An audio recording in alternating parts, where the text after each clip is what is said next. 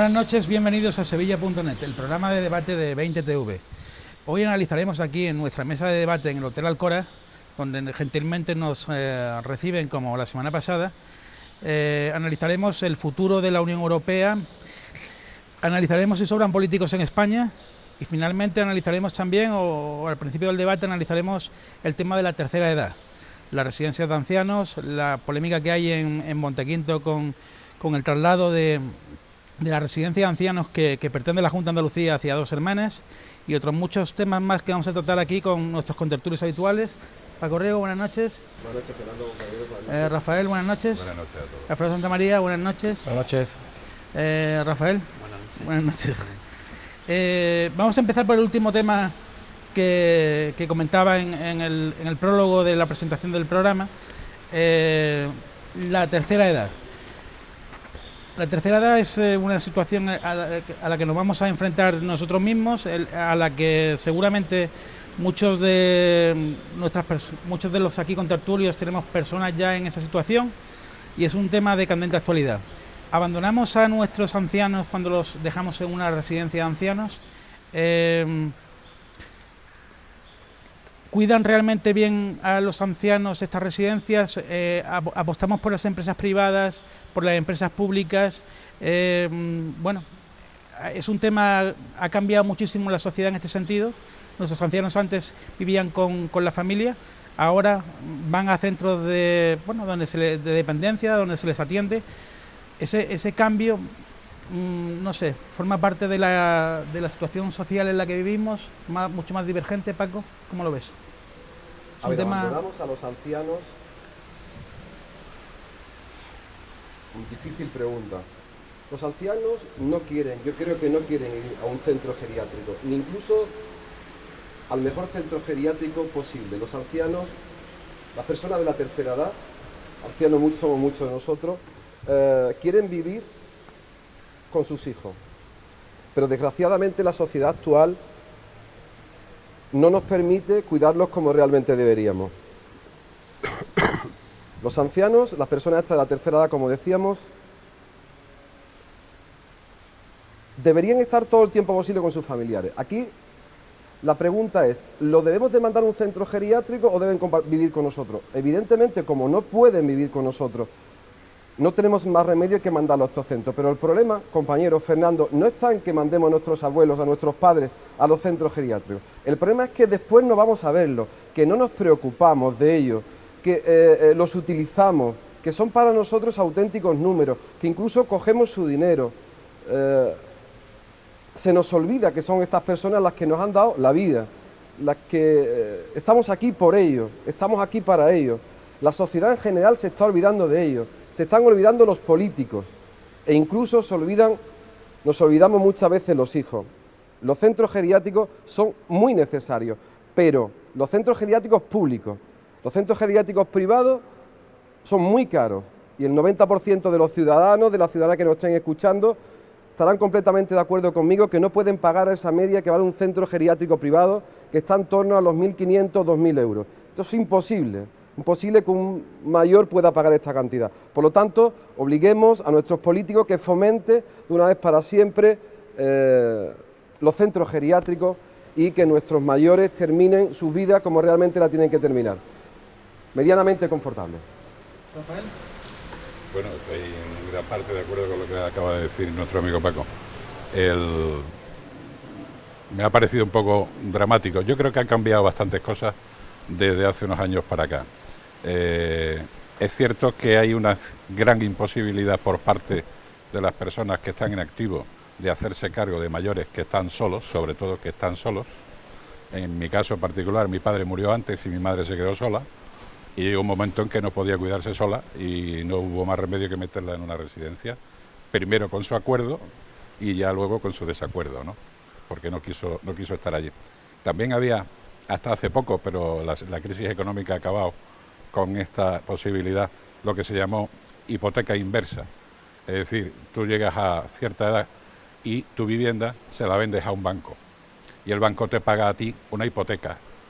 Es al contrario, es una hipoteca inversa, y con ese dinero tú te podías pagar irte a una residencia o a un centro más amplio, donde tú podías vivir independientemente en una casa, pero que tiene todos los servicios y todos los aditamentos para cuidar a las personas mayores, ¿no?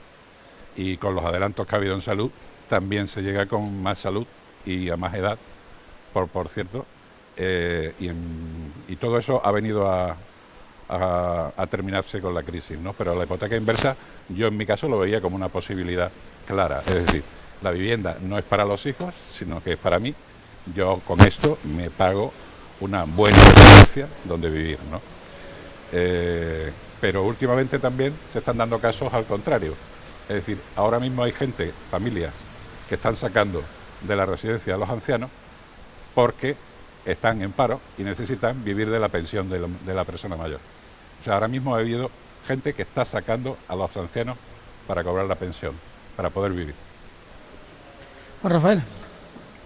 Yo creo que independientemente de las circunstancias personales de cada familia y de cada persona, ¿no? Y de los problemas o no problemas que le pueda crear morales o no, sí es cierto que una de las obligaciones del gobierno es la tutela de esas personas. Es decir, esas personas no se nos puede olvidar que son los que han contribuido durante toda su vida laboral a que en parte estemos en la situación en la que estamos. No me refiero a la situación de crisis, sino me refiero a la contribución al Estado, ya sea monetariamente, ya sea en formación, ya sea en educación, porque estamos hablando igual de un profesor, que de un albañil, que de una persona. Estamos hablando de personas que al fin y al cabo han cumplido una cierta edad y que esa edad es lo que hace que el gobierno se tenga que preocupar de tutelar, es decir, de la situación actual de crisis puede llevar que si el gobierno no se preocupa de eso, volvamos a las escenas que se ven en las películas de la Edad Media, de las personas tiradas en las calles, pidiendo y que eso vaya en aumento, ¿no? Y entonces eso no ocurre de la noche a la mañana, sino que va ocurriendo poco a poco, se van cerrando centros, nos vamos olvidando de ello y poco a poco se puede llegar a esa situación. Ya digo, independientemente de la situación personal que tengan cada una de las familias, ¿no? Entonces yo creo que al igual que la sanidad y la educación es una materia prioritaria y es una de las cosas por la que el gobierno nosotros debemos de presionar al gobierno para que no lo descuide. Alfredo de María. Mira, estoy bastante de acuerdo casi en todo, con todos mis tertulianos hoy, casualmente. Pero, como siempre, tengo mi pequeña posición, mi postura personal. Yo potenciaría los dos tipos de centros, tanto los privados como los públicos, porque tanto los públicos, estoy de acuerdo con ellos. No voy a añadir más palabras a lo que han dicho antes mis compañeros porque sería repetirme. Estoy de acuerdo en la hipoteca inversa, estoy de acuerdo con Paco Riego en que se debe de potenciar los centros públicos, y estoy de acuerdo también con Juan Rafael en que el Estado se debe de hacer cargo de estas personas que han contribuido de una forma más o menos económica a la sociedad que tenemos actualmente. Pero yo también añado que habría que potenciar también los centros privados. Pero lo que sí habría que erradicar e investigar mucho estos centros privados, sobre todo por la picaresca. Ayer mismo, antes de ayer, salí en televisión la picaresca, no sé si lo habéis enterado del escándalo este último, de que habían fallecido unos señores mayores, no tenían familiares descendientes, como tú bien has dicho, estaban abandonados en el centro, y resulta que esta picaresca, los dueños de ese centro público, resulta que seguían cobrando año tras año la pensión de esas personas mayores. O sea, se estaban lucrando de un dinero que no les correspondía. Eso habría que hacer inspecciones más severas sobre los centros privados. Yo una vez en otra de las tertulias que hemos tenido estos días atrás, ya hace semanas o meses, dije una vez que una de las cosas que podíamos potenciar nosotros para salir de la crisis era precisamente los centros privados. Nosotros tenemos un clima fantástico. ¿Y por qué digo los centros privados? Digo porque la persona mayor de europea tiene unas pagas de jubilación fantásticas que les permite jubilarse en España como marqueses. Cosa que nosotros aquí no podríamos irnos a Europa a hacer lo contrario. Si no podríamos ir a lo mejor a Chile o a Perú o a África a vivir como marqueses, pero el europeo, digamos, el europeo de medio alto, tiene una paga de jubilación fantástica con la que se puede venir a jubilarse a España, y de esa forma podremos crear muchísimos puestos de trabajo.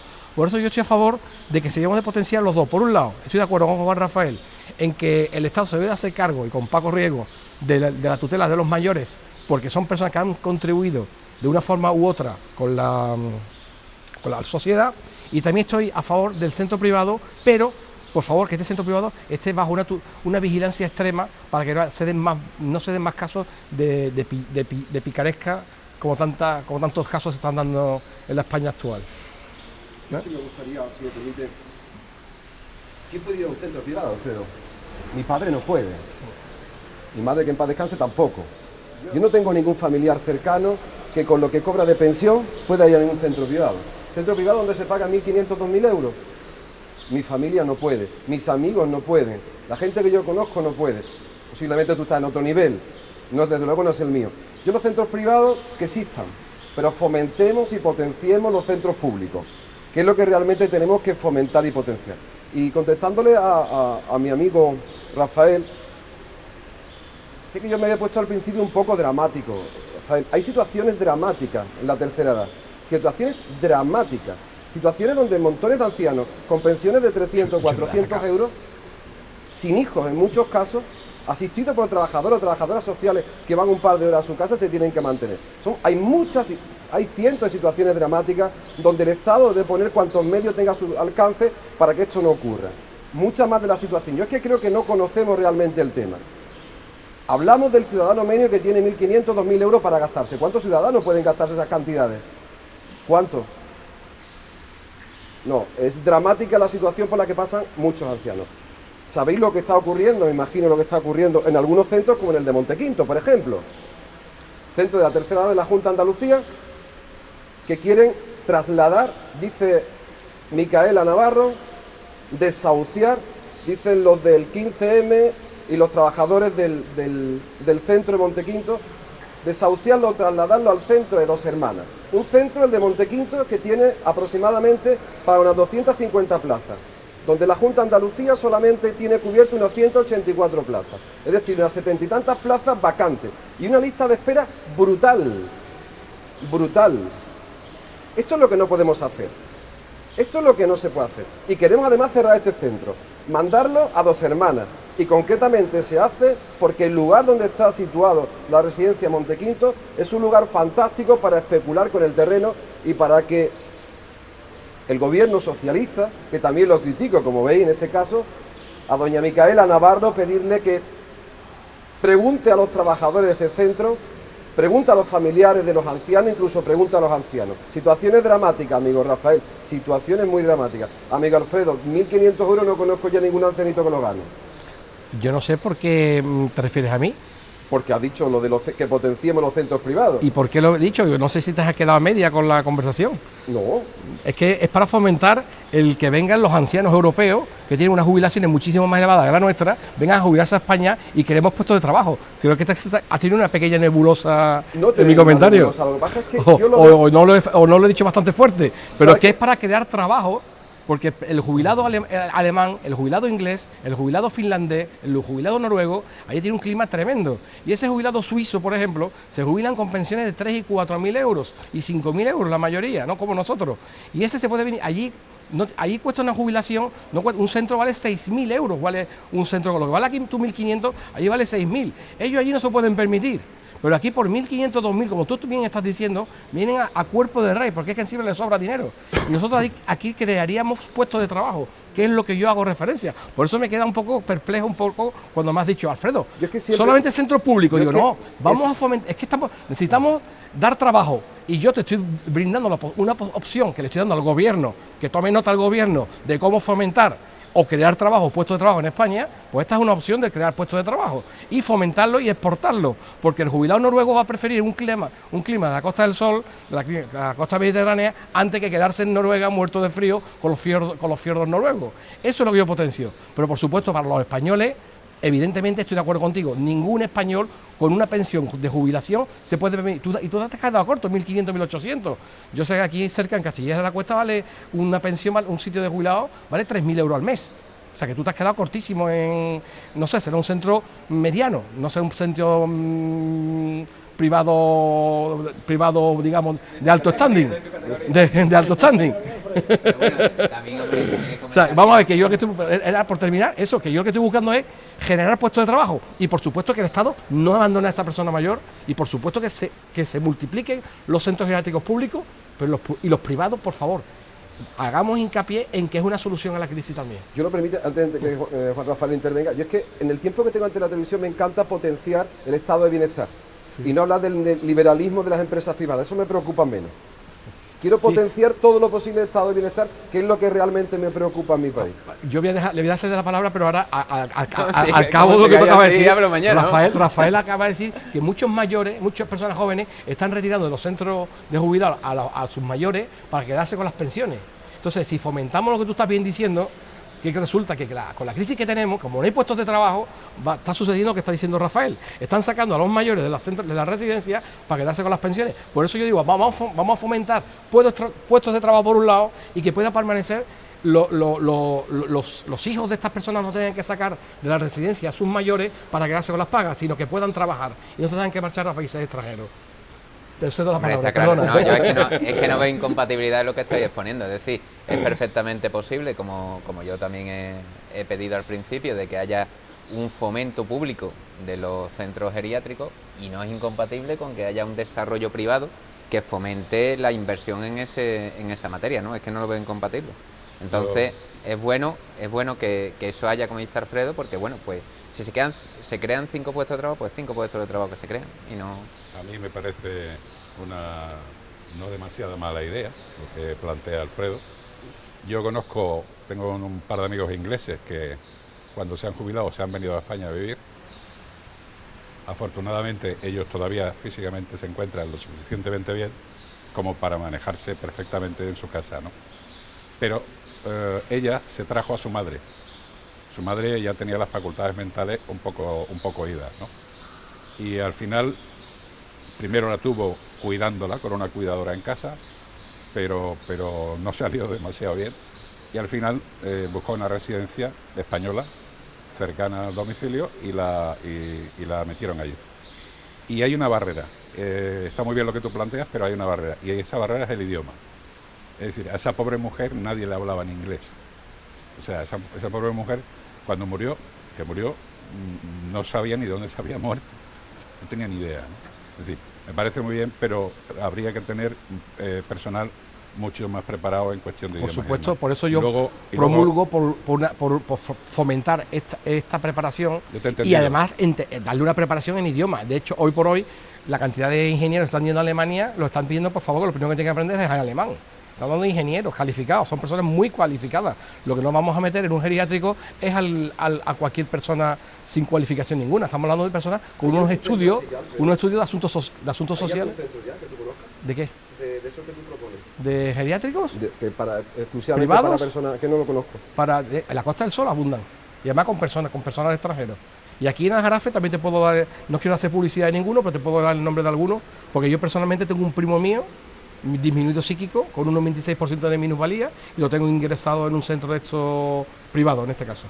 O sea, y aparte los hay públicos también, que ahí sí difiero un poquito contigo, que ahí tuve una pequeña disputa parecida a la tuya, con el tema de 2 hermanas.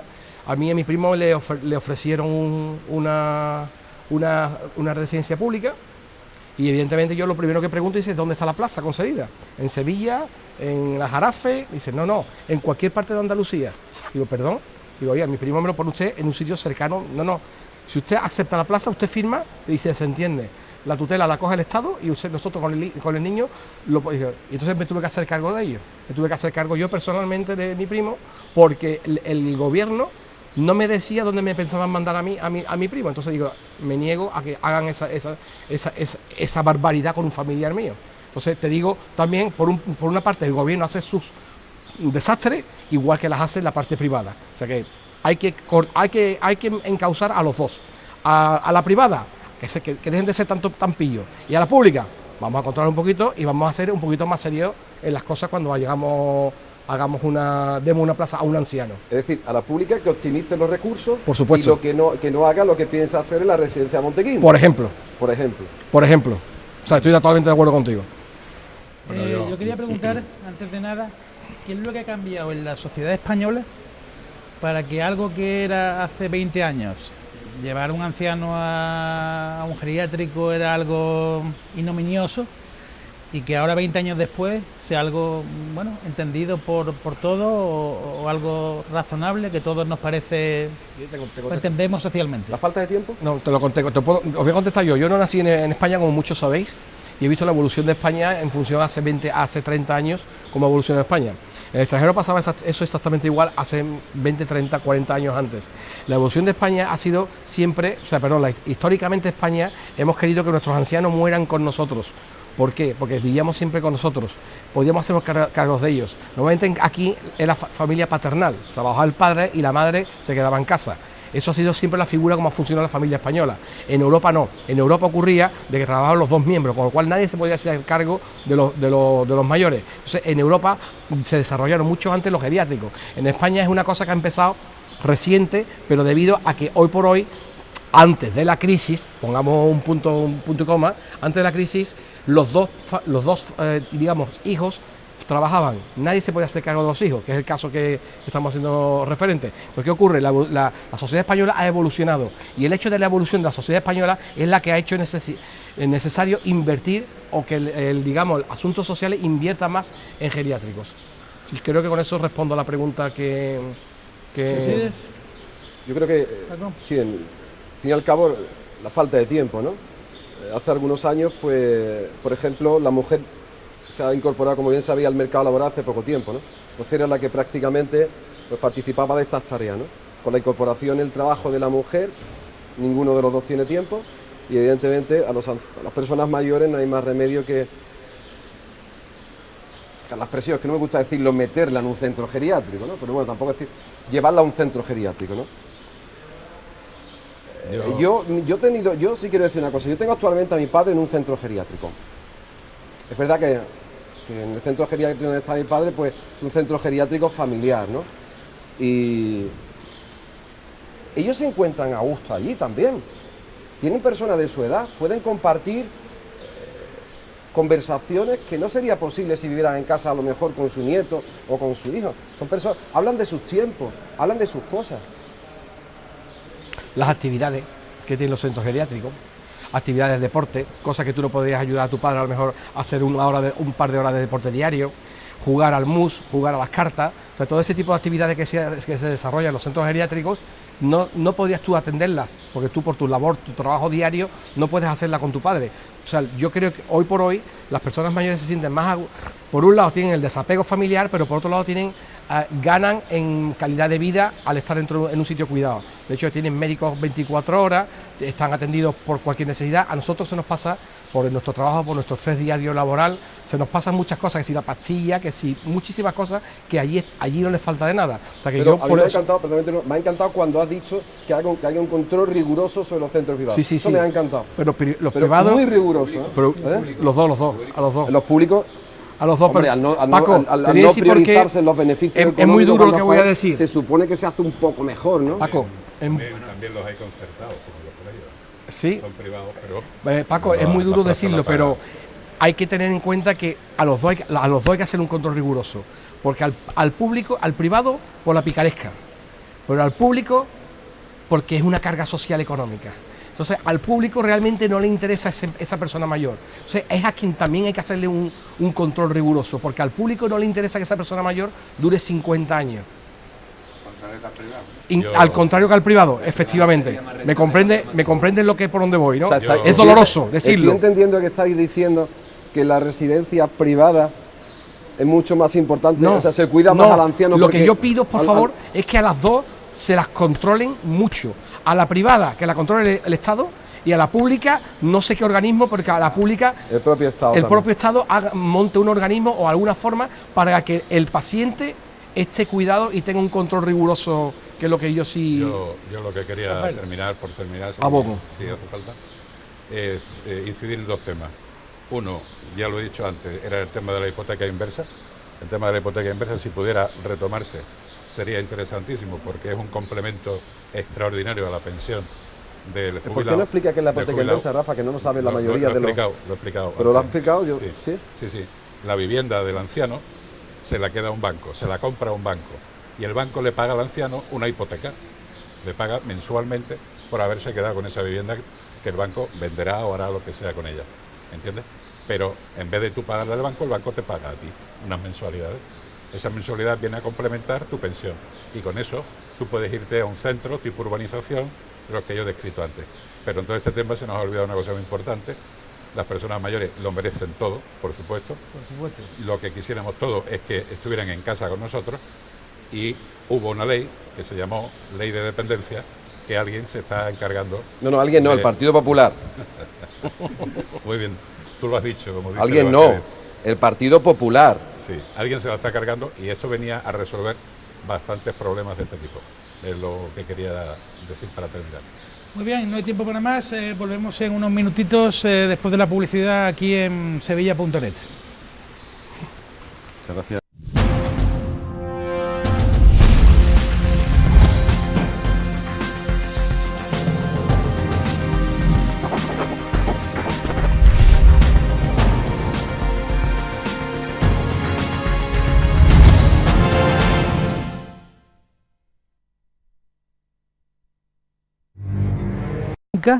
Que parece atravesar unos momentos bastante complicados, y Angela Merkel, Alemania, se niega a constituir lo que han denominado en llamar como un fondo de garantía europeo, que podría ayudar a que ese dinero llegase directamente a los bancos sin necesidad de que se constituyese como deuda pública o deuda del Estado. Juan Rafael, tú como economista, ¿qué futuro se nos presenta o avecina, sorteas en el horizonte? Aunque nos duela mucho decirlo, y como hemos comentado otras veces, yo creo que la principal vía de solución de Europa pasa por Estados Unidos y países como, y los países que forman el G7 fundamentalmente. Es decir, ¿por qué? Yo creo que nos encontramos una situación similar a la que se encontró Europa posteriormente, después de la Segunda Guerra Mundial. Es decir, una Europa muerta, que no tenía capital, que no tenía iniciativa, que no tenía capacidad de generar empleo, a lo que se le unió la época de hambre, la hambruna que se sufre después de una guerra, ¿no? Aquí no hemos llegado a una situación tan crítica, pero sí es cierto que hay una situación de un liderazgo demasiado acentuado de Alemania sobre el resto de países europeos. Al igual y en semejanza a lo que ocurrió en la Segunda Guerra Mundial, nos encontramos a Gran Bretaña, que se encuentra todavía ahí, en un limbo, podríamos decir, muy aislada, sin que le afecte prácticamente la situación que vive Europa. Lo ha demostrado ostentosa y ostentoriamente la celebración de los actos de la corona británica, ¿no?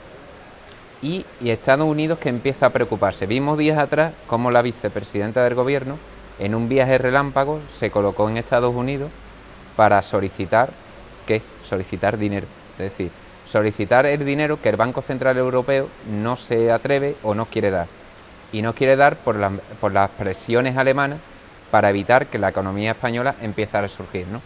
Entonces, soluciones, un plan Marshall. Casualmente, ayer, día 5 de junio, se cumplieron 65 años desde que Estados Unidos inició su plan Marshall. Es decir, ¿qué fue el plan Marshall? No fue más que dar dinero o invertir dinero en Europa para que Europa empezara a levantarse, ¿no? Pues quizás sea una medida apropiada. Si es Estados Unidos solo, no lo sé, pero Estados Unidos, China y quizás algún país más, como Canadá, podrían conceder o podrían suplir la deficiencia monetaria que hay actualmente en Europa. Está claro que no podemos depender de Alemania, está claro que Alemania actualmente, y además lo está demostrando cada día más, cuanto peor esté España, entre comillas, mejor para ella, o mejor por lo menos hasta un punto. Y después de los 8 años de gobierno socialista, nos ha dejado en peor situación de la que podíamos estar con un gobierno serio y un gobierno riguroso, ¿no? Entonces yo creo que lo tengo muy claro. Dependemos fundamentalmente de la posición de Estados Unidos y otros países. Paco, dos preguntas. La primera, ¿cómo va a ser el futuro de la Unión Europea? Y la segunda, ¿por qué consideras que Alemania se está negando a inyectar dinero en un fondo bancario o hacer esa inyección de dinero necesaria para en este caso sanear la banca española, que es también europea, ¿no? Futuro de la Unión Europea. Yo no me imagino una Europa sin el euro. No me la imagino. No me imagino una Europa a 2 velocidades. Tampoco me lo imagino. No me imagino una Europa federal. No quiero una Europa con un eje franco-alemán. Tampoco.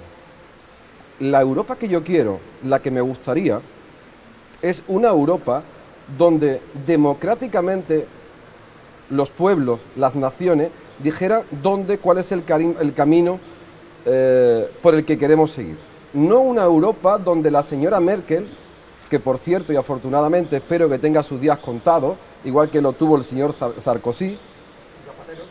Sí, y Zapatero también, Alfredo. Es que ¿sabes qué ocurre en Europa? Que todo el que ha estado gobernando y durante la parte más dura de la crisis, que creo que es la que ya ha pasado, es lo que yo espero, ha salido, Alfredo. Salió Zapatero, ha salido el señor Sarkozy, yo espero que salga la señora Merkel. En Andalucía no ha salido, ¿quién tiene que salir? No ha salido porque el pueblo la ha votado y no tenemos ese debate. Yo sé que a ti te hubiera gustado, pero no ha entrado. Lo que quiero decir con todo esto es que la Europa debería ser la que la inmensa mayoría de los ciudadanos europeos quisiesen. No la que nos impone desde Alemania la señora Merkel con unas políticas que ya hemos visto cuál ha sido el resultado. Hemos visto cuál es el resultado de lo que ha ocurrido en Grecia. ¿A qué nos lleva la austeridad impuesta por la señora Merkel y Sarkozy, el eje franco-alemán? Nos lleva al más absoluto caos. Grecia está en una situación patética. A España, como no se nos permita, de alguna manera, que el dinero que tenemos que devolver, podamos devolverlo, aplazar el pago, estaremos en una situación muy similar a la que ha tenido Grecia. Y la otra pregunta, ¿por qué Alemania? Alemania es que es lógico, Alemania es posiblemente la que más dinero aporta a España, Fernando. La clase, las multinacionales, los empresarios, las grandes fortunas, lo que quieren es que la situación económica de España siga siendo la que es, porque los intereses, lo que están ganando son cantidades brutales. Ellos quieren que siga ocurriendo esto. Pero ¿por qué no hacemos lo que deberíamos hacer? ¿Cuántos países son en la Unión Europea? ¿Por qué no se vota y se dice cuál es la política que realmente queremos seguir? ¿Por qué tenemos que decirle que sí a la señora Merkel y al señor Sarkozy antes? Afortunadamente ahora habrá cambio con el señor Hollande. Yo lo que entiendo, que ¿por qué no lo pensamos de otra manera y sacamos de Europa a Alemania y a Francia? ¿Por qué no? La locomotora está tirando de una manera que el resto de los vagones se están descarrilando. Cambiemos la locomotora. ¿O es que acaso aquí hay que hacer? ¿Vosotros imagináis en los próximos años cada vez más con el mandato de la señora Merkel? ¿Qué conoce la señora Merkel de España, de Portugal, de Italia, del resto de los países? Esto es lo que yo realmente creo. Yo creo que con la llegada de Hollande se va a abrir una vía de crecimiento y no de tanta austeridad. Me imagino con las próximas elecciones en Estados Unidos, que el señor Obama también me imagino que tendrá cierto miedo a perder las elecciones, también se abrirá hacia un mayor crecimiento y dejémonos de tanta austeridad, porque repito, ya sabemos lo que ha ocurrido en los países donde la austeridad lo ha llevado al más absoluto caos, como decía, de Grecia. Rafael. La misma pregunta. Bueno, yo siempre me he hecho una pregunta desde que estamos en crisis. Yo creía que en Europa éramos 27. Y resulta que no somos 27, somos 2, la banda, ¿te acuerdas de la banda de los 4 China, no? Pues esta es la banda de los 2, ¿no? Que por cierto ya, menos mal que parece que se rompe, ¿no? Eso por un lado, o sea, estoy absolutamente en contra del directorio que se había formado entre Alemania y Francia. Es lógico que Alemania trate de imponer sus criterios, es la economía más poderosa, es la locomotora, pero los demás no deberíamos dejarla suelta, ni desbocada, ni que vaya a 300 kilómetros por hora por una vía que no es del AVE. Eso es lo que deberíamos evitar. Tenemos una unión monetaria, eso se hizo rápidamente. Pero cada vez que hay un problema, se cierran las fronteras o pasa algo. Yo creía que caminábamos hacia los Estados Unidos de Europa. Y resulta que no veo ningún paso en ese sentido. Es decir, yo veía o concibo la Unión Europea como una unión federal. Es decir, los políticos que están en Bruselas, salvo los que son votados para el Parlamento, los demás son elegidos, sabe Dios por quién. Yo no sé por qué Van Rompuy está donde está, yo no sé por qué está Durão Barroso donde está, y son los que manejan esto. Mientras no haya una relación directa entre elegidos y electores, no creo que esto se solucione de ninguna de las maneras. Pero yo creo que deberíamos caminar hacia una Europa de 27 o más si se van añadiendo, donde todos tengamos nuestra fuerza y nuestro voto para dirigir hacia dónde camina Europa. Alfredo.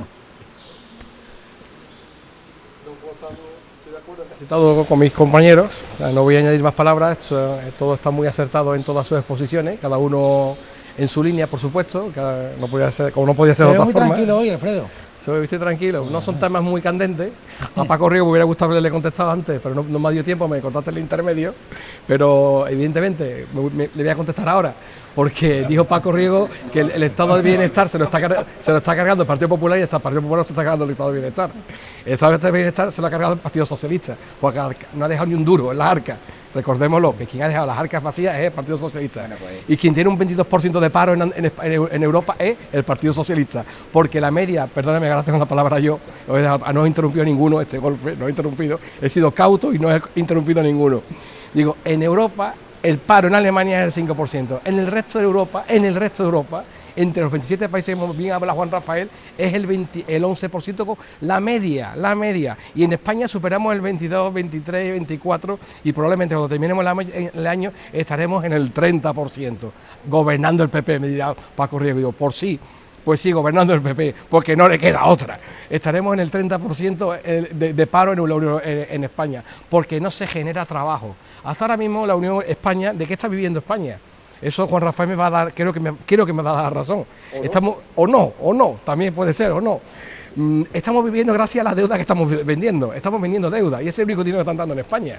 Porque los inversores no creen en España. Los inversores privados no quieren invertir en España. Ahora mismo lo que están comprando es nuestra deuda. Y nuestra deuda va a pagar deuda de nuevo. Tanto a pagar deuda de intereses y a pagar deuda de excesos políticos. Excesos políticos, digo bien con la boca llena. Excesos monumentales políticos de los dos bandos. Excesos monumentales, o sea, han sido de verdaderos derrochones, que eso es lo que estamos pagando ahora con creces. Entonces, ¿qué ocurre? Tenemos un paro desorbitado que no lo tiene Europa. O sea, que decimos Europa a dos bandas, a 3 y 4, porque es que España va al culo en el paro. Somos el país de la Unión Europea con más paro de Europa. Y ahí Rafael, que creo que más o menos está bien puesto en temas de estadística, creo que tengo razón en el aspecto del paro español. Ahora resulta, ¿quién va a pagar todo esto? Pues nosotros. A nosotros nos van a subir el IVA. ¿Nos van a subir el IVA? Sí, nos van a subir el IVA. El señor Rajoy dijo que no. Pues sí, nos van a subir el IVA, desgraciadamente. Porque miente el señor Rajoy. Igual que Zapatero, hoy mintió. Y también mintió. ¿Miente entonces el señor Rajoy? No, yo digo que nos van a subir el IVA obligatoriamente, lo vamos a pagar el ciudadano. Van a subir el IVA. Escúchame, yo vivo en un ayuntamiento de socialistas, que es Camas, un ayuntamiento socialista, comunista y socialista. A mí me han subido el IVA a razón de 30 euros anuales. Y en el último año me han subido 60 euros. Yo recuerdo cuando mi padre... El IBI. ¿Qué he dicho? ¿El IVA? Pues perdón, el IBI. Me lo han subido a razón de 30 euros anuales. A 30 euros. Yo recuerdo cuando mi padre decía, me han subido el IBI 170 pesetas. Dios mío. Y se llevaba las manos a la cabeza. 170 pesetas.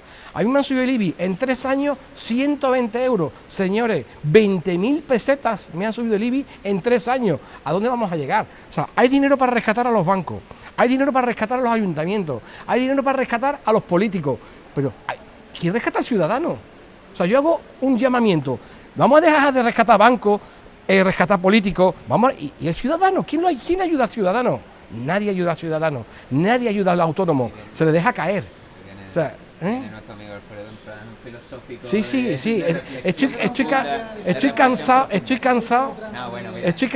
de escuchar de hablar. Ahora el último rescate para Bankia, 23.000 millones.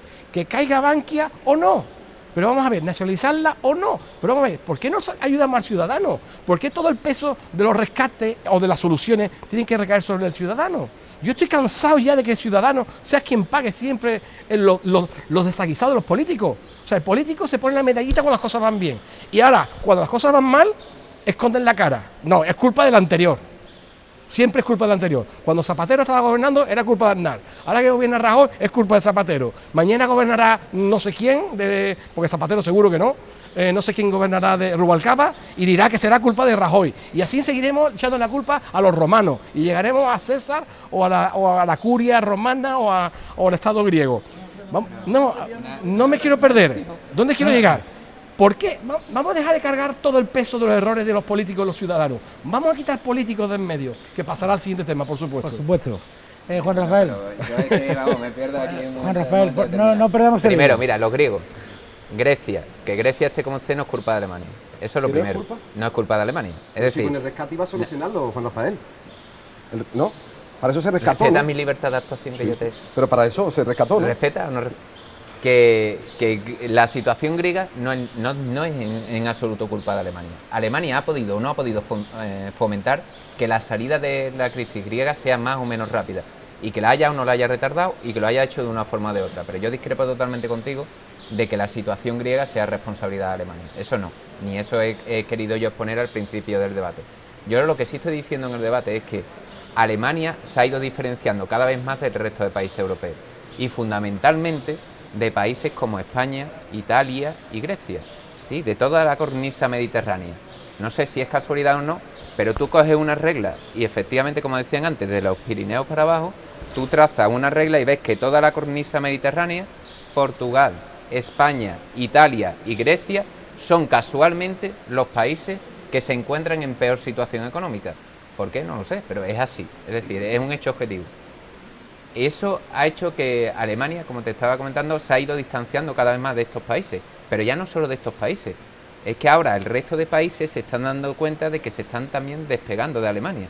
Es decir, incluso Francia, actualmente con el nuevo presidente de la República, también se ha dado un poco de cuenta de eso. Es decir, si nosotros seguimos a la ola de Alemania, vamos a ser cola de león y no cabeza de ratón. Entonces, quizás eso, independientemente del cambio del color político del gobierno francés, también ha fomentado que la situación francesa se vaya atenuando. Es decir, quieto, que aquí puede ser el momento en el que ahora le toca a estos países de la cornisa mediterránea, pero después la regla se suba un poco más y llegue esa regla a nosotros. Entonces, vamos a pensar esto de otra forma y vamos a plantearlo de otra forma. La solución, porque aquí lo que se trata es de hablar de solución, entiendo. Yo entiendo que la principal solución en el dinero, primero hay que hacer una reestructuración del sistema financiero. Eso se está haciendo. Mal, tarde, pero se está haciendo. Para que eso siga para adelante. ¿Mal y tarde? Mal y tarde. Muy mal y muy tarde. Se está haciendo muy mal y muy tarde. Zapatero debería haber iniciado ya la reforma. ¿Qué tiene que ver Zapatero aquí ahora? Pero bueno, te digo, se está haciendo muy mal y muy tarde. Pero para que eso se pueda hacer medio bien y no sea tan traumático como está haciendo, necesitamos dinero. Necesitamos dinero para dárselo al pequeño empresario, para dárselo a la pequeña empresa, para que empiece a fomentar, para que empiece a animarse el consumo, para que empiece a animarse el empleo, para que la economía empiece a funcionar otra vez. Y esa liquidez, la única potencia que creo yo, entiendo que está en condiciones de darla y que puede darla, es Estados Unidos, Canadá y China. Si están en condiciones y quieren. Si no, sí, siempre y cuando vean que el peligro de Alemania es latente, si no, no. Sí, yo quería decirle ahí un inciso, ¿no? Lo que ocurre quizás, y te lo planteo casi como una pregunta, porque el experto eres tú. El Banco Central Europeo tiene prácticamente las mismas funciones que el Banco de España tenía en su momento, que es evitar la inflación. Comparando eso con la Reserva Federal estadounidense, que cuando hace falta hace la maquinita de hacer billetes, le da la maquinita de hacer billetes, cosa que no hace el Banco Central Europeo. ¿No crees tú que si el Banco Central Europeo se le cambiara, ya has visto que legalmente no podría, ¿no? Se le cambiaran los estatutos o las reglas y pudiera emitir billetitos cuando hicieran falta, ¿no crees que eso podría dar esa liquidez sin esperar a China, a Canadá? Está claro, o a Estados pero Unidos? además de eso, el Banco Central Europeo sí puede salir en defensa de España, pero no sale porque Alemania no quiere que salga, porque a Alemania todavía le viene muy bien que la prima de riesgo española... No puede salir en favor de un país, tengo entendido, ¿no? Sí puede. Puede comprar deuda de ese país y puede fomentar la inversión en ese país. Se ha hecho. Lo ha hecho, lo hizo en agosto. En agosto del año. Yo creía que el Banco Central Europeo había dado barra libre a los bancos españoles, que son los que han comprado la deuda española, ¿eh? No, pero que el Banco Central Europeo, tal y como tú lo estás comentando, es así, es decir, pero no tiene solo esa función.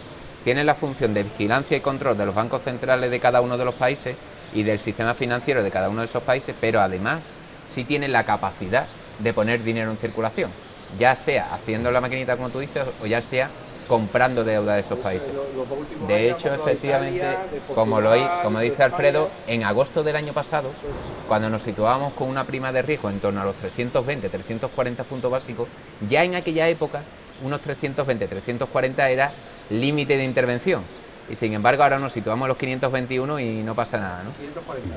Y 540 en repunte. Entonces, lo que te quiero decir es que sí tiene la capacidad de hacerlo, pero Alemania no quiere que lo haga. Y ese es el motivo fundamental por el que el Banco Central Europeo aún no ha salido a comprar deuda española. Si el Banco Central Europeo saliera decidido, ¿vale?, eso eliminaba al menos todo el diferencial de especulación que hay en la prima de riesgo, porque la prima de riesgo es cierto que hay algo estructural y básico, que la economía española no va bien, pero también es cierto que atrae a muchos tiburones que se aprovechan de ese diferencial de riesgo para hacer negocio, a costa de todos nosotros. Entonces, una intervención decidida del Banco Central Europeo es lo que pide Rajoy.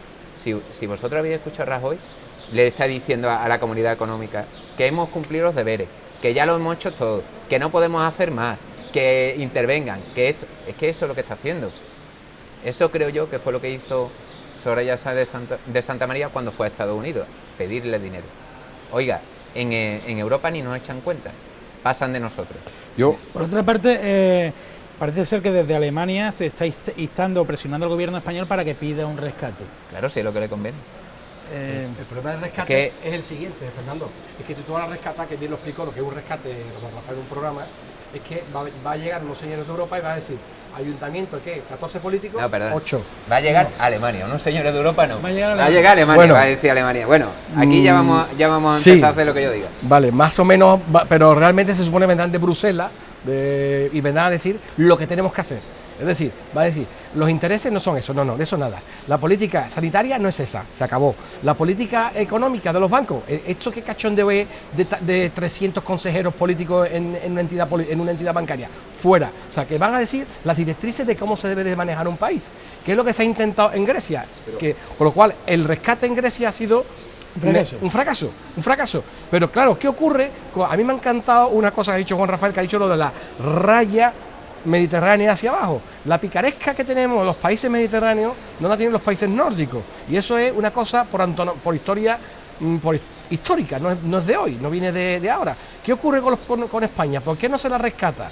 Porque saben perfectamente que aquí el problema que tenemos es que sobran personajes tanto públicos como privados en muchos organismos, tanto público como privado, tanto en banco como en el gobierno, en el Estado, en política. Y entonces cuando llegue el rescate dice, y yo, vamos a quitar toda esta gente de medio. ¿Qué hacemos con toda esta gente?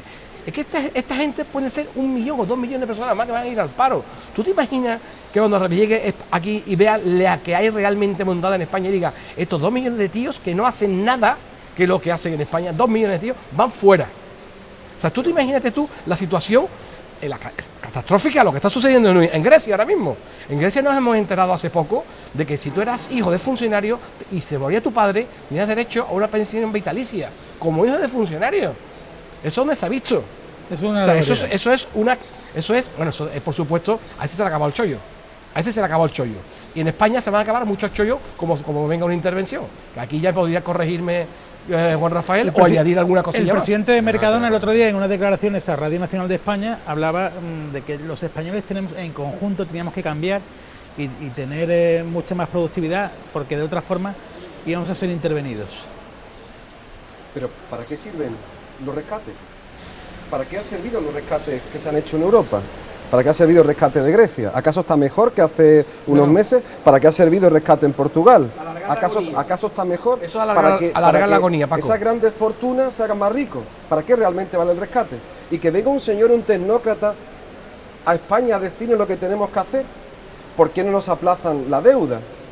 ¿Por qué en vez de pagar a 10 años nos lo ponen a pagar a 12 o a 13? No es que no paguemos. ¿Pero por qué tenemos que obedecer las órdenes de Alemania? ¿Quién es Alemania? No, pero eso es una situación, yo creo que tradicional en España. En España, todo lo que ha venido de Europa se ha acatado sin rechistar, desde el minuto 1. Y además, unánimemente por parte de todos los partidos políticos. Izquierda Unida, PSOE. ¿Alguna vez hemos visto que algún partido político haya expresado algún matiz, alguna disensión hacia algo que viniese de Europa? Para eso estamos nosotros en este programa, para expresar nosotros los matices. Es que yo no creo que tengamos... que en otros países, por ejemplo, cuando hubo el Tratado de Maastricht, hubo un referéndum, hubo gente que se posicionó en el sí, en el no, hubo inclusive países que votaron que no, pero sin embargo aquí, o sea, aquí jamás ha habido ni siquiera ni un referéndum ni nada. Aquí siempre lo que ha venido de Europa, los partidos políticos, como si fuera un filtro, lo han mimetizado, nos lo han trasladado y nos lo han dado como acto de fe. Pero vosotros imagináis realmente qué significa un rescate en España. Una situación brutal. ¿Por qué no tienen que rescatar? ¿Por qué no tienen que rescatar más? Si nos rescatan, yo creo que realmente el euro está en serio peligro. Yo te voy a decir por qué te lo digo. ¿Por qué? Porque lo estamos manejando mal. No hay productividad ninguna. Y sobran gente colocada a dedo. Alfredo, no hay productividad tanto en la pública como en la privada. Pero Alfredo, no hay austeridad, o sea, no hay productividad porque hay tanta austeridad que no se pone el dinero en circulación. Pero Paco, no hay crecimiento. No somos competitivos. Y el crecimiento son incompatibles. Somos Alfredo. incompetitivos en Europa y contra cualquier ¿Qué país del tenemos que mundo. hacer? ¿Trabajar más horas, Alfredo? Ahora continuamos con el debate porque quien nos viene a nuestro rescate es nuestro regidor, Pepín, que nos indica que tenemos que irnos a la publicidad. Volvemos en un minutito.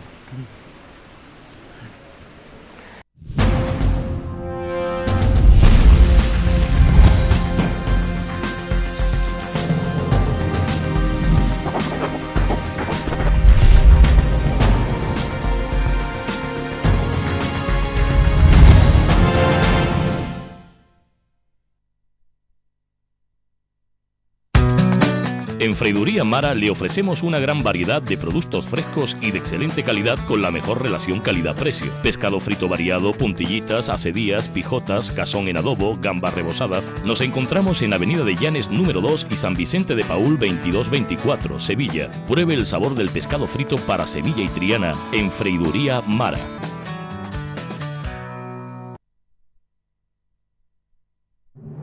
En pleno centro histórico de Sevilla, frente a la catedral y a su famosa Giralda, se encuentra el Hotel Doña María. A las puertas del emblemático barrio de Santa Cruz, esta casa-palacio del siglo XIV aúna el sabor de la más pura tradición sevillana, con el gusto por la calidad, la comodidad y el confort. Hotel Doña María, Don Remondo 19, Sevilla. Reservas 902-500-524, en el centro del privilegio, Hotel Doña María. Venga a conocer y a degustar una copa con sus amigos en nuestra terraza con vistas a la Giralda. Hotel Doña María.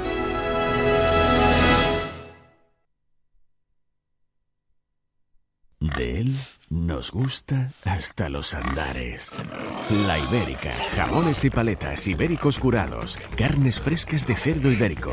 La Ibérica, envasados al vacío, pedidos para celebraciones y mayoristas. Te atendemos personalmente por profesionales del corte. En nuestra central de calle Feria, también en Triana, Cerro del Águila, Macarena, Pino Montano y calle Asunción. La Ibérica en cada barrio de Sevilla, porque la calidad deja huella.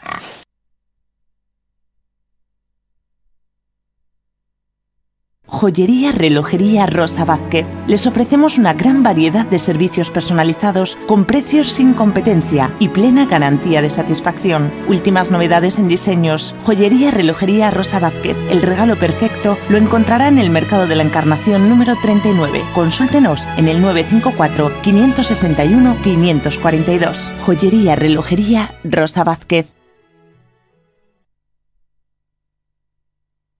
Las mejores carnes de nuestros mataderos, el mejor pescado de nuestros mares y la inconfundible calidad de nuestras frutas y verduras tienen un lugar preferente en el Mercado de las Palmeritas, en calle Beatriz de Suabia sin número, Sevilla. Mercado Las Palmeritas. De la naturaleza a su mesa. Venga al mercado, venga a Las Palmeritas.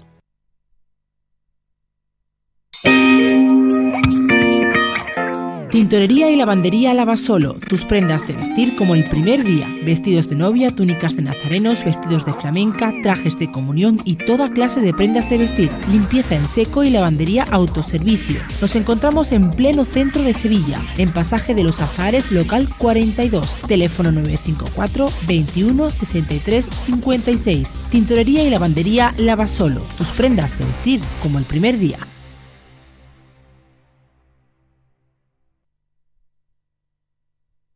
Mareb Moda. Venga a conocer nuestra amplia colección de trajes para ceremonias, trajes de novia, cócteles y fiestas. También encontrará complementos, tocados, pamelas y bolsos. Vestimos todas las tallas. La 38, la 40, la 42, la 44, la 46, la 48, la 50, la 52, la 54, la 56, la 58 y la 60. Las tenemos todas. Le atenderemos en nuestros 3 establecimientos, en calle Muñoz Olivé número 6, San Eloy 32 y calle Albaida 26, esquina a Cruz Roja, Sevilla. Mareb Moda. Vestimos tu ceremonia con diseño y elegancia. ¿Dónde vas tan temprano? Pues mira el mercado de Pinomontano, que acaban de abrir y hay unas ofertas maravillosas. ¿Ah, sí? Pues yo también voy al mercado de Pinomontano.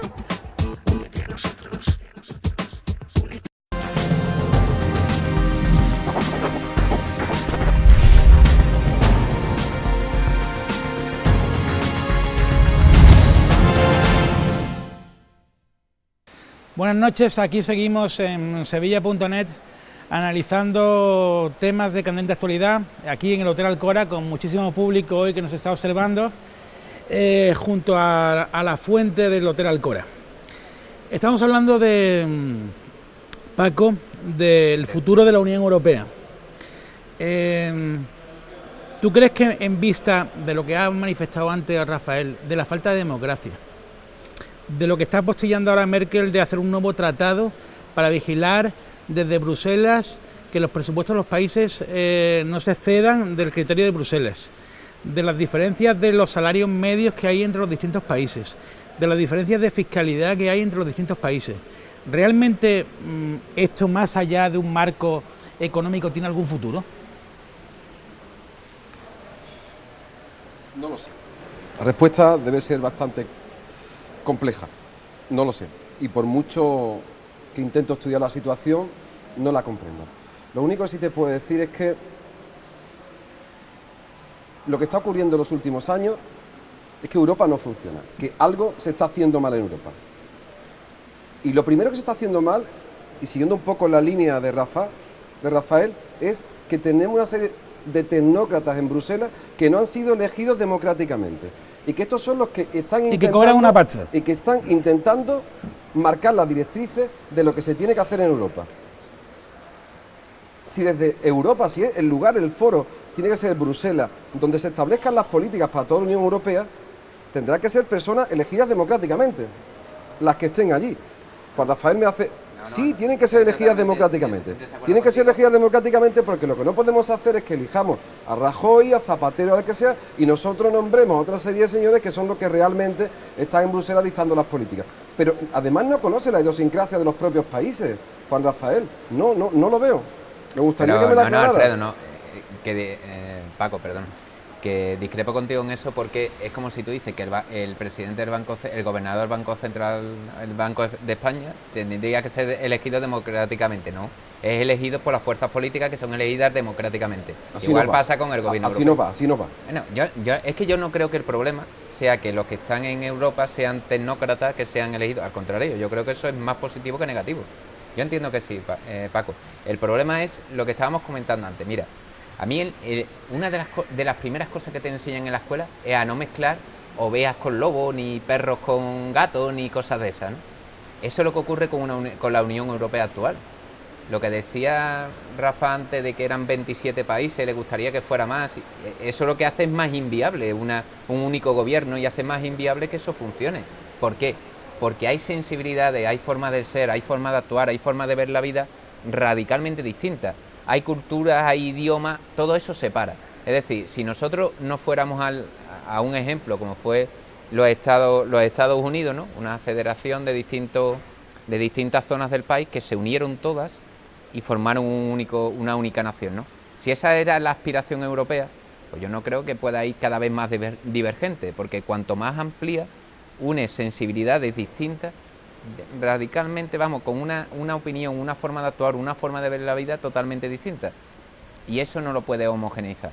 Entre otras cosas, dudo mucho que Alemania ceda soberanía, dudo mucho que Francia ceda soberanía, y ya no te hablo, bueno, España puede ser, porque como dice Fernando, con el complejo que tenemos, podemos ceder hasta todo, vamos.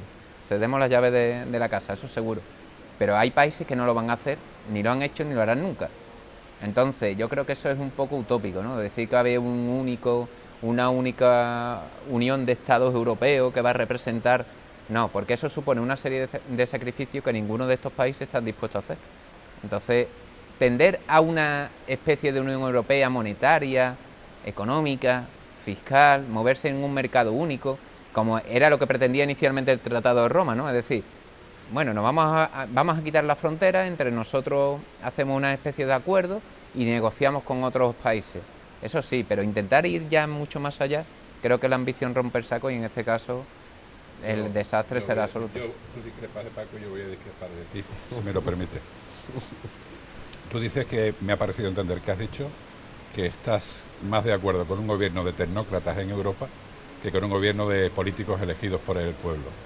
Sí, sí. Es que esos tecnócratas, esos tecnócratas son elegidos por los políticos, es decir, que no es que no surjan de la nada, es que surgen de los representantes que tú has elegido, igual que puede ser, como ya te he comentado, puede ser el gobernador del Banco de España, puede ser el director de la agencia tributaria, son personas elegidas por... No son comparables. Un poquito porque os estáis perdiendo. A ver, los políticos que están en Bruselas están elegidos por nosotros mismos. O sea, de hecho, Magdalena Álvarez, perdona, Paco, no digas no a algo que no sabes. Magdalena Álvarez está en Bruselas y es una de esas tecnopolíticas que fue ministra de Zapatero y también en la Junta de Andalucía. Y está en Bruselas y es una de las que dirige en Bruselas la política de la Unión Europea.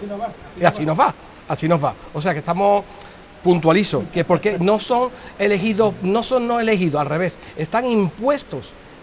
O sea, me reafirmo más en tu posición. Están impuestos por los políticos de cada país, aquellos tecnócratas o políticos que están en Bruselas. Bueno, yo quisiera... ¿Lo retiran allí?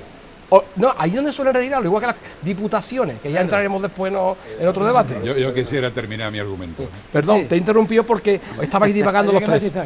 Entonces puntualiza un poquito. Estabais divagando un poquito. Entonces, por si el televidente se había perdido un poquito en la divagación. Evidentemente al final premio Nobel en economía y nosotros estamos divagando. Estabais divagando un poquito. Pero Magdalena Álvarez, te recuerdo que fue ministra de Zapatero y está en Bruselas ahora, bueno. Te lo recuerdo.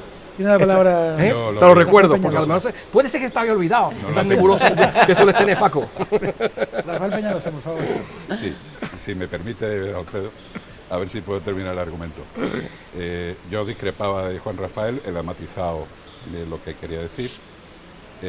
Y yo lo que te quiero decir es que cuando llega un momento como este, yo creo que es la hora de la política con mayúsculas, y que cuanto más política se haga, antes vamos a salir de la crisis con menos tecnocracia y con más política. Eso es lo que yo quería decirte y plantearte. Es decir, estamos hablando, y en el lenguaje popular ahora mismo, la gente ya habla de prima de riesgo, hay hasta un vídeo graciosísimo por ahí, de dos Marías que andan en un patio de vecinos hablando de la prima de riesgo y de todo esto.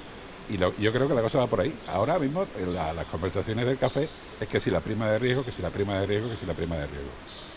Yo creo que deberíamos empezar a pensar en solucionar los problemas desde un punto de vista político y no, vamos a decir, de expertos en economía o de expertos o de bancos centrales o de bancos así. Es decir, todo eso se debe supeditar a una idea política que es salir de esta crisis y que implica, y que como se está demostrando, por cierto que cuando hablabais del arco mediterráneo nos olvidábamos de Irlanda, que no tiene nada que ver con el arco mediterráneo. Pues la excepción y que también confirma está intervenida, y también está intervenida. Esa es la excepción que confirma el regla. Esa está intervenida también. Pero lo que tenemos que hacer es política y dejarnos de hablar tanto de economía. Es decir, cómo se salió de la crisis del 29, no se salió con Bruselas, que no existía entonces, no se salió con la Reserva Federal, no, se salió con el presidente que había en ese momento y con ideas políticas. El New Deal, que fue el que sacó a Estados Unidos adelante y por ende a todo el mundo detrás, ¿no? Pues yo discrepo. Yo pienso que la hora es la hora de la política. Yo creo que los políticos nos han llevado a esto. Es decir, si la economía se dejara sin intervención de tanto politiqueo en función de cómo convenga, o si es que no sin me haber confundas inflado, esa política. se hubiera... Yo estoy hablando de política con mayúsculas. Sí, hombre, claro, dije. sí, ya me hablas de la política utópica, pero que te digo, No, si no, vamos a la de realidad... la política realista. No, realista utópica. no, me habla de algo, Pero algo pero utópico. política. Del 29 se salió no porque se dijera, venga, que aquí nos vamos a hacer... No, porque se tomaron una serie de medidas económicas, de carácter económico. ¿Políticas? No, políticas no. La decisión fue política. Claro. Las medidas son económicas. Claro. Claro, pues quien toma la decisión y quien nos ha llevado a esta situación han sido los políticos. ¿Por qué? Porque no han puesto los medios adecuados para que primero la burbuja inmobiliaria que surgió aquí no hubiera dado los brotes que ha dado ahora, ¿no? Y eso porque no se ha evitado, porque era una situación que daba igual, porque es que se movía mucho dinero, todo estaba muy bien, la situación estaba muy buena, pues entonces, ¿para qué vamos a atajar esto ahora? Cuando esto lo único que nos puede traer es complicaciones, ¿no? Hubiera sido antipopular que hubiera salido cualquier gobierno, y ahora sí que no hablo ni de derecha ni de izquierda, porque cualquiera que hubiera estado ahí hubiera hecho exactamente igual. Eso no... porque son políticos. Y los políticos buscan el voto. Ahora, si tú me dices a mí salir de esta opción con política de la calle, pues, si tú te refieres a eso y no a los políticos, podría estar de acuerdo contigo. Pero Sí. Ahí lo de eso. ¿Sobran políticos en este momento? ¿Y si sobran políticos en España? ¿Nos puedes dar los datos que tenías en la Lo segunda? recordé yo creo que fui de los primeros, ¿En una qué de las primeras dices? cadenas de televisión que empezamos con estos datos, fuimos nosotros. Esta última semana se están repitiendo los datos estos últimos que yo saqué hace 2 semanas en televisión, en todas las cadenas. Ya tengo datos incluso que tenemos el doble de políticos que en Italia, que es otro de los países que tenemos tan... Todos los países importantes. Otros de los países importantes que están al borde de la Del crisis. caos. Tenemos el triple de políticos que en Alemania, pero además con números. Yo añadiría aquí ya, por poner números ya, 8.000 ayuntamientos, 350.000 sindicalistas, 165.000 médicos. Digo, a mí me gustaría tener más médicos que políticos. 445.568 políticos. ¿Y de eso quién tiene la culpa? ¿Zapatero? Yo, todos los políticos. El sistema. Es que lo que habla Rafael, políticos con mayúsculas. Politicuchos. Estos son politicuchos porque para ser político hoy día no hace falta carrera. Yo exigiría al menos una preparación, un examen. Igual que ahora están todos los exámenes de selectividad, yo para ser político haría no una EGB, le haría un test. Tú no puedes ser, cualquier persona no puede ser político. Yo vine en Estados Unidos, me hace gracia, hemos hecho referencia hoy, llegó a ser político Arnold Schwarzenegger, ha sido político. Arnold Schwarzenegger era artista. ¿Qué hace un artista? No, pero presidente de Estados Unidos fue Igual, otro, no, le iba a decir a continuación también. Ronald Reagan. Ronald Reagan fue otro presidente. Que son actores, leen un guión escrito por otro tecnócrata o otro político o por el que le está juntando dinero de manteca por detrás, como decimos aquí en Andalucía, manteca por debajo. O sea, que estamos hablando de politicuchos. Aquí lo que sobran son politicuchos en España. Permíteme, Alfredo, y además de sobrar politicuchos, como tú dices, lo que también debe ocurrir es que no haya políticos que ocupen 3 cargos. Como hay algunos que tenemos, Bueno, que está... mejor que ocupen 3 cargos a que pongamos 3 políticos. Pues entonces triplicaríamos el Pero asunto. es que O sea, que sería peor. Pero, Alfredo, pero es que cobra por 3 sitios. Podríamos poner a 3 políticos, por lo menos cobran 3. No, Por ejemplo, El problema, ¿sabes? el Menos problema- paro, menos paro. Lo vamos Hay a poner algunos uno que que cobre un tienen 3 sueldo. sueldos. Uno con 14 cargos me da igual que tenga 14 cargos porque cobre un solo sueldo. No 14 sueldos. Ni 14 políticos. O sea, ¿de acuerdo? Uno que cobre un solo sueldo. O sea, que lo que no es normal, que en España, que somos uno de los países medianamente grandes de la Unión Europea, somos el 4.º país, si mal no recuerdo, está Alemania, está Francia, está Italia, y España estamos por debajo de Inglaterra, aunque no pertenece a la Unión Europea. Pero no puede ser que tengamos el país que más políticos tenemos. O sea, en algo nos equivocamos.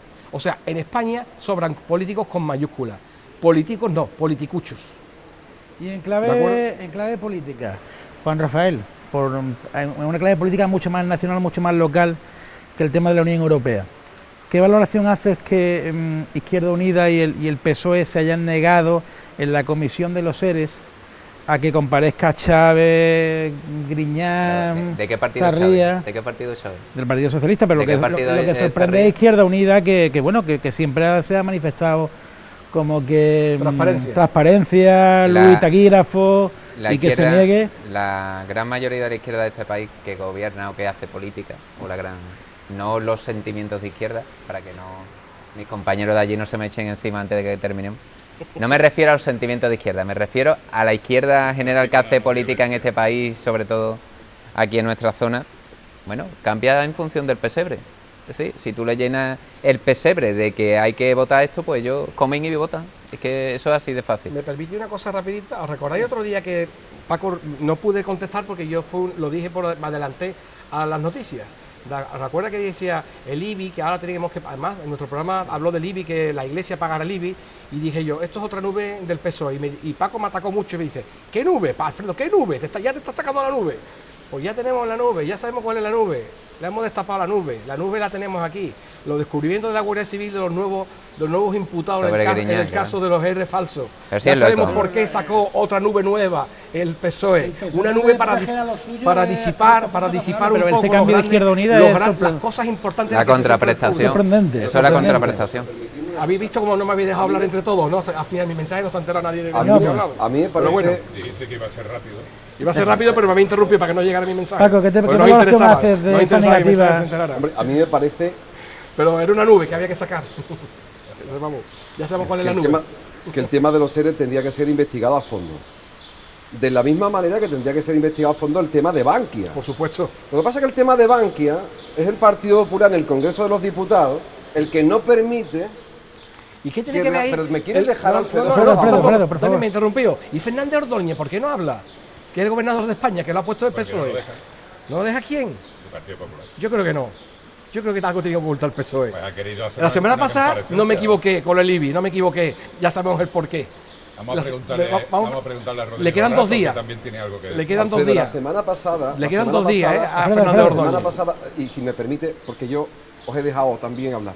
La semana pasada hablaste que el IBI no se lo deberíamos de cobrar a la Iglesia porque la Iglesia era la que más subvencionaba el tema de Cáritas. Y yo te mandé un WhatsApp, como tengo tu teléfono, porque somos también amigos afortunadamente, te mandé un WhatsApp donde te decía que solamente el 2% del dinero que recauda la Iglesia va a Cáritas.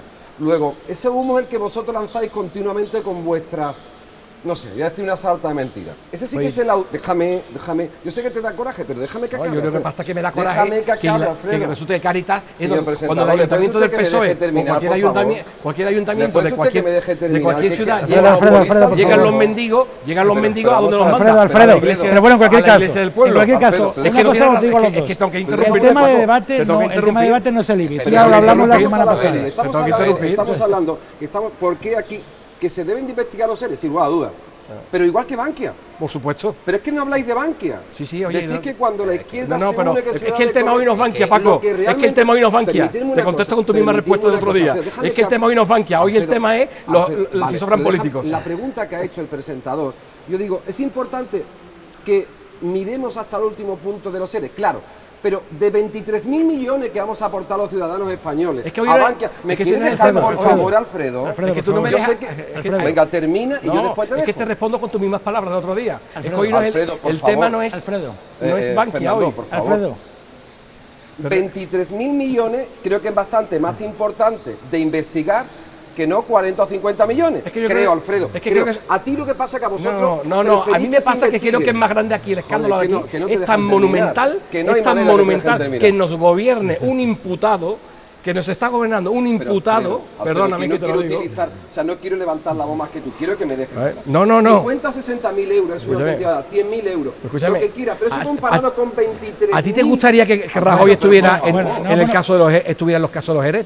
¿Que te gustaría que Rajoy estuviera imputado? Quiero que se investigue, Alfredo, quiero que se investigue las dos cosas, pero si tengo que priorizar, que si prioricen 23.000 millones de Bankia Partido Popular. Todavía no se han dado, que no se han dado todavía. No, se han dado 16.000 ya. No se han dado todavía. Si te parece a ti poco, bueno, escúcheme, al caso...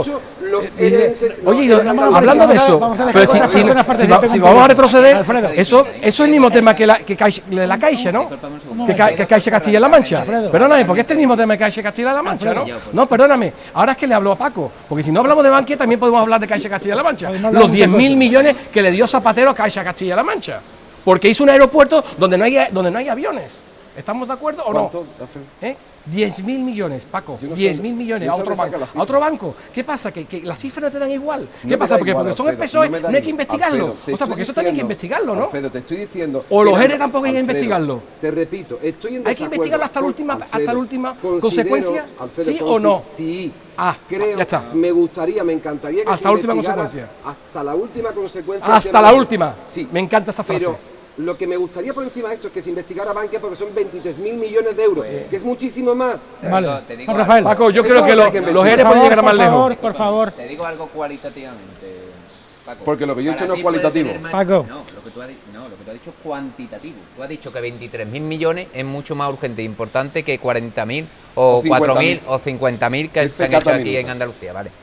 Yo te digo que para mí puede tener mayor importancia cualitativa que el presidente de la Junta de Andalucía haya intervenido en el fraude de unas concesiones que van dirigidas... no, discúlpame, porque aquí no hay que olvidar Eso lo a quién dice. en teoría... No, yo te estoy diciendo hipotéticamente. Ah, Aquí me ha preguntado... hipotéticamente. Ah, vale, hipotéticamente. Aquí me ha preguntado que qué me parece a mí ¿tú qué has preguntado? La negativa.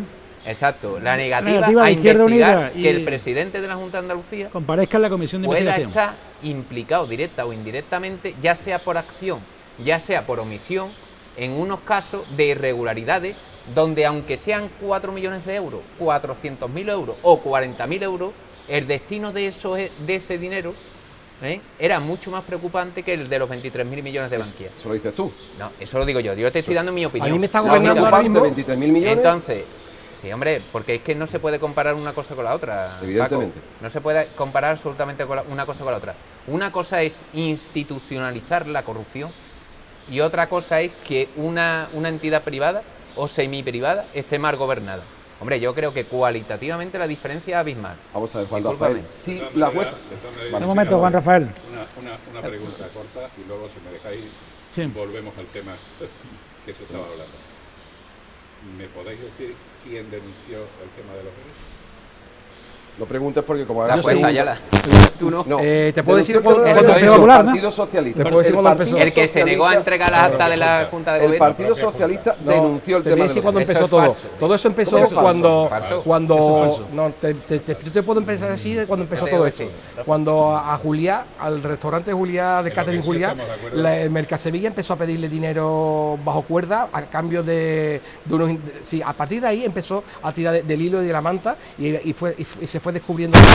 A partir del caso de Mercasevilla es cuando surge el tema de los ERES. Claro. Perdóname, a partir de ahí. La Junta no. Ahí. La Junta no denunció. La Junta se encargó de obstruir, y destruir. Y fue... Obstruir y fue. destruir Inició documentación. La diligencia la inició la jueza Alaya. Alaya. Volviendo al tema de los políticos. Esas cifras que son 445.000 y 65.000. 445.000 personas, Yo 568. realmente me parecen muchos políticos, muchos. Multiplica Es decir, solamente los ayuntamientos. es decir, Solamente que- ayuntamientos. que 8.000 pongo- ayuntamientos. Es decir, que pongo en duda esa cifra. Sí, pero tú multiplicas solo ayuntamientos. ¿Quién? Pues hazlo tú que tienes la calculadora. Lo voy a hacer. Lo voy a hacer por ¿Quién ti. la ha contabilizado? Dime una media. Y ¿Cuántos si es comparable. concejales ponemos por de media? Pues mira, depende del ayuntamiento. Una media. Depende del ayuntamiento. Dime una media. Pero vamos a fiarnos de tus datos, Alfredo. No, Imagino que tus es que no datos se serán- fía. Como no se fía, Pero por los eso voy a datos- hacer los una. datos que- Vamos a hacer esos unos datos. datos, ¿dónde los has obtenido? No, yo te digo, tenemos 8.000 ayuntamientos en España, ¿sí o no? De Intereconomía. 8.000 ayuntamientos en esos España. datos sean de ¿Es Intereconomía, falso o que no me es imagino falso? que la has sacado de Oye, Intereconomía. macho, si llegamos a un punto que no sabemos los ayuntamientos que tenemos en España, pues entonces vas Yo a, no lo sé, Alfredo. apagar el programa y vámonos. ¿Cuántos ayuntamientos tenemos en España? Pues Ahí tenemos están 8.000. ¿Quién está contabilizado ahí? ¿Están contabilizados asesores? 8.000 Y no están contabilizados multiplicado los por, voy a multiplicar por Posiblemente. 15, por ejemplo. Por 15, que es bajo. Son Solamente, 120.000. son 120.000. 120.000 solamente en ayuntamientos. Ahora empezamos gobiernos. Son muchos, ¿eh? Diputaciones. Gobiernos, Comunidades diputaciones. autónomas. Diputaciones también son pocos, no son relativamente. Diputaciones pocas, 17 diputaciones, Yo- 17 autonomías, No voy a entrar- 17 no voy a gobiernos entrar en debate independientes. de cifras, pero yo la pongo en duda. Me parece que son demasiados. No, Son demasiados. escúchame, y escúchame. Y si son comparables yo te he puesto, o no he multiplicado con por otros 15. número de políticos de otros países que no sé cómo se han contabilizado tampoco. No pretendo ganar la discusión, digo que la pongo en duda. Yo sí que digo que a pesar de eso, digo que sobran políticos. ¿Estás de acuerdo conmigo entonces, no? ¿Que sobran políticos? Sí. Sobran las diputaciones provinciales.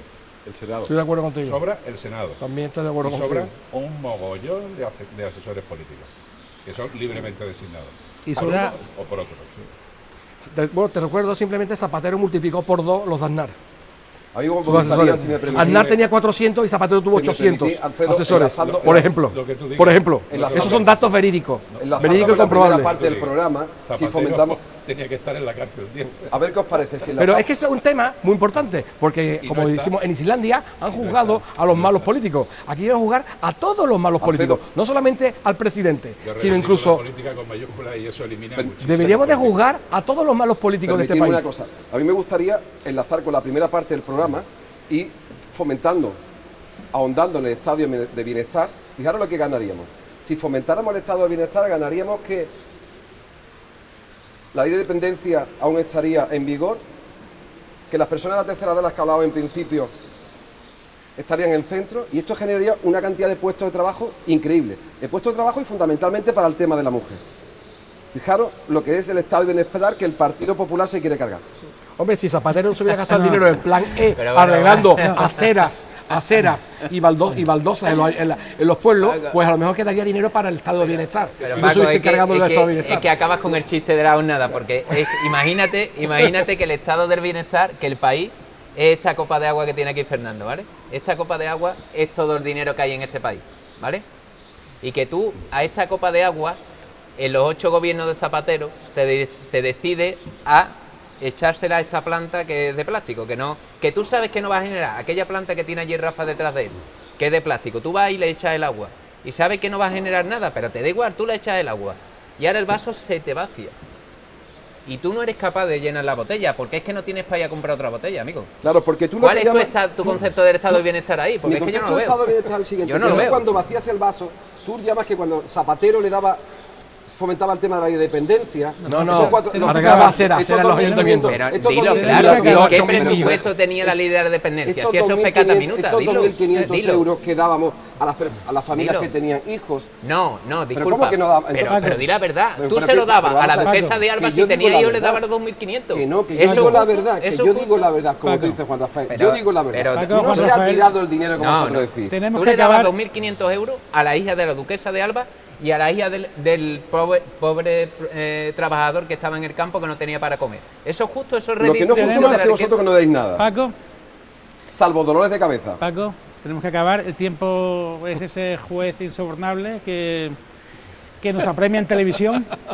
Y bueno, tenemos que poner punto y final. Tenemos que agradecer a la gente del Hotel Alcora su colaboración. Muchísimas gracias por todo, al público que nos ha acompañado también y que nos sigue.